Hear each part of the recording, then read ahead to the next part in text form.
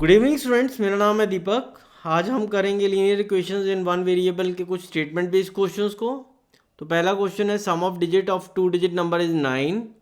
When we interchange the digits it is found that the resulting new number is greater than the original number by 27। What is the two digit number? तो एक to digit number बनता कैसे है? तो let's take an example 45। तो 4 into 10 plus 5। 4 जो है 10th digit है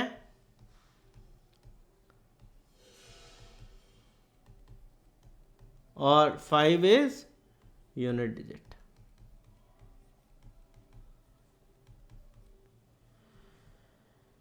तो sum of digit of two digit number is 9। तो हम let the tenth digit is x। Let the 10th digit is x। So unit digit क्या हो जाएगा? जब सम हमारा दो डिजिट्स का 9 है तो 9 minus x will be unit digit. तो ओरिजिनल नंबर हमारे पास क्या है?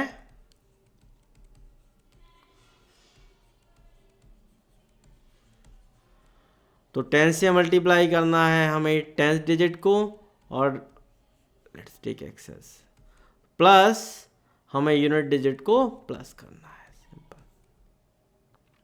सो 10x plus 9 minus x is equal to 9x plus.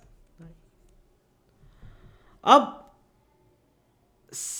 अगले पार्ट की तरफ बढ़ते हैं। When we interchange the digits it is found that the resulting new number is greater than the original number by 27। अगर हम डिजिट्स को interchange कर देते हैं इसका मतलब क्या है? अगर हम यूनिट डिजिट को बना देते हैं x और 10th डिजिट को बना देते हैं 9 माइनस एक्स, 9 माइनस एक्स, तो हमारा जो नया नंबर बनेगा new number will be so 10 multiply by 10th digit 9 minus x plus unit digit x। So 10 multiply by 9 90। So minus 10x plus x is equal to 90 minus 9x। अब according to the statement it is found that the resulting new number, ये जो नया number है वो हमारा original number जो ये है उससे 27 ग्रेटर है। So new number is equal to original number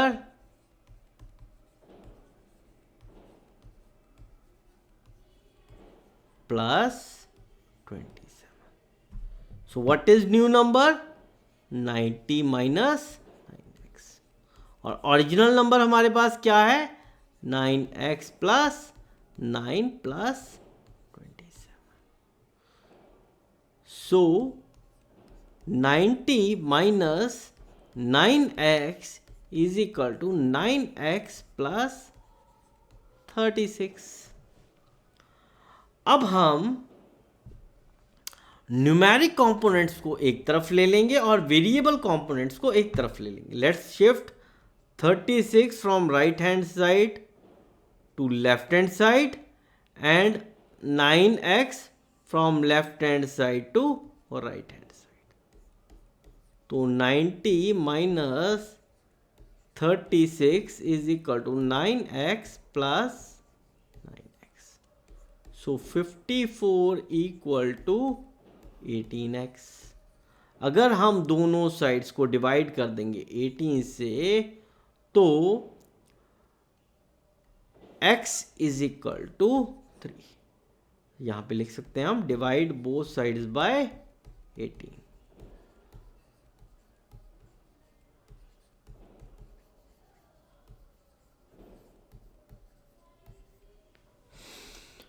अब हमारा अकॉर्डिंग जो हमने एज्यूम किया था 10th digit is x, so 3 is 10th digit, so 10th digit is equal to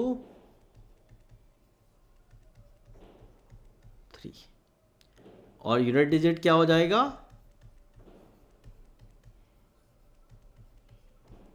9 minus 3 is equal to 6। तो हमारा नंबर क्या हो जाएगा 36। Number is 36। आप देखिए अगर इन दोनों डिजिट्स को हम ऐड करते हैं तो रिजल्ट 27 है। अगर हम इन डिजिट्स को इंटरचेंज कर देते हैं तो नंबर क्या आएगा 63, और 63 माइनस 36 इज 27। तो ये एक वेरीफाई भी कर सकते हैं कि ये नंबर हमारा करेक्ट है कि नहीं। तो सम ऑफ 2 डिजिट्स इज 9, और अगर हम इसके डिजिट्स को इंटरचेंज करते हैं तो हमारा नंबर जो है वो 27 ग्रेटर है देन द ओरिजिनल नंबर। बढ़ते हैं सेकंड क्वेश्चन की तरफ। Sumit's mother age is 6 times Sumit's present age. तो हमें let Sumit's age is equal to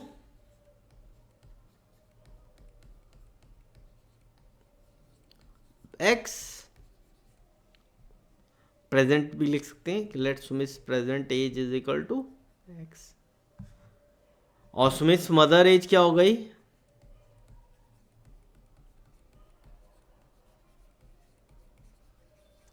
present age is equal to 6x, 6 times Sumit age. Sumit age क्या है x, और सुमित मदर प्रेजेंट एज क्या हो गई 6x। Sumit as 5 years from now will be 1/3 of his mother present age. After 5 years,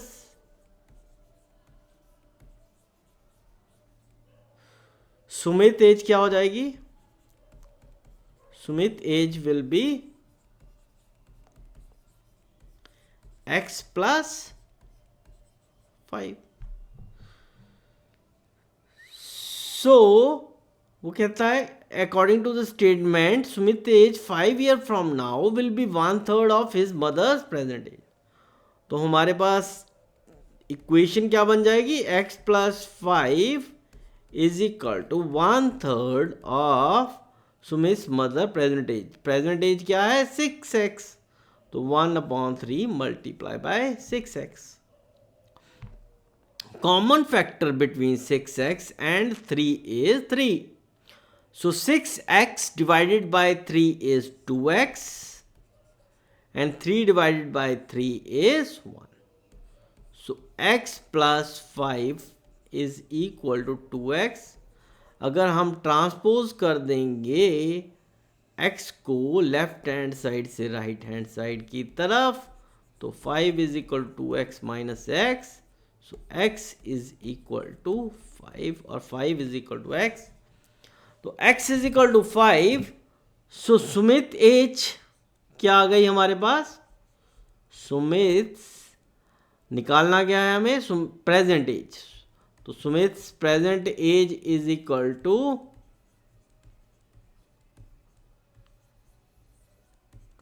5 years और Sumit mother age is equal to, अब हमें present age निकालनी है तो 6x is present age of Sumit mother, तो 6 into 5 is equal to 30 years। तो 5 years Sumit की as है और सुमित की मदर की एज है 30 years। अगर हमें वेरीफाई करना है तो सुमित की present age is 5 years। After 5 years Sumit present age will be 10 years और Sumit mother age is 30 years। So it is Sumit की एज जो है 1/3 है अपनी मदर की एज से आफ्टर 5 years। बढ़ते हैं अगले क्वेश्चन की तरफ। There is a rectangular plot reserve for a school in a village. The length and breadth of plot are in ratio 11:4 at the rate of 100 per meter. It will cost rupees 75,000 to fence the plot. अब इसका मतलब क्या है? हमारे पास length और breadth जो है वो रेशियो 11:4 में है, तो हम let the length B 11x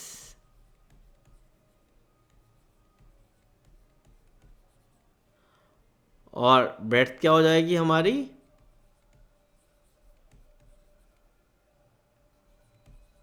4x। तो वो कह रहा है कि अगर हम एक रेक्टेंगुलर प्लॉट ले लेते हैं, यहाँ पे रेक्टेंगुलर प्लॉट को फेंस करने के लिए कितना मीटर फेंसिंग लगेगी, उसके लिए हमें उसका पेरीमीटर निकालना पड़ता है। तो पेरीमीटर ऑफ